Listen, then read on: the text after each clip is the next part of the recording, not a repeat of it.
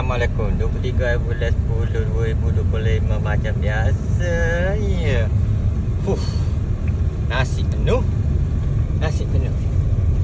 Kuih belakang penuh. Lokasi sekarang baru lepas pada aku packing So kita akan menuju di Waka Cik Ye pula. Inilah dikatakan satu bisnes yang orang kata mudah nak buat duit, mudah nak dapatkan income, mudah nak dapatkan keuntungannya.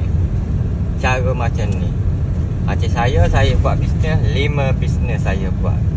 Jual perfume, jual lotion, jual nasi, jual kuih dan jual car perfume. Nampak 5 bisnes dalam satu masa.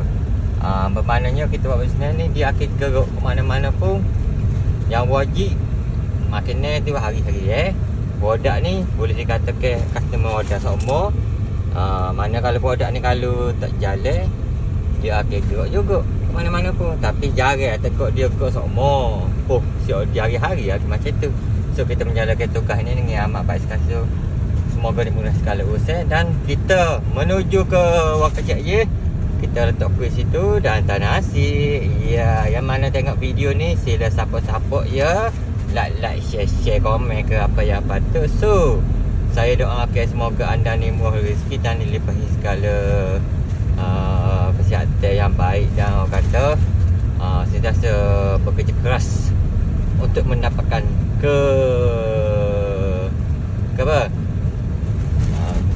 ikutlah kemewahan kita ko, income kita nak lebih ko, kita kena harus kerja buat lah. So gitulah.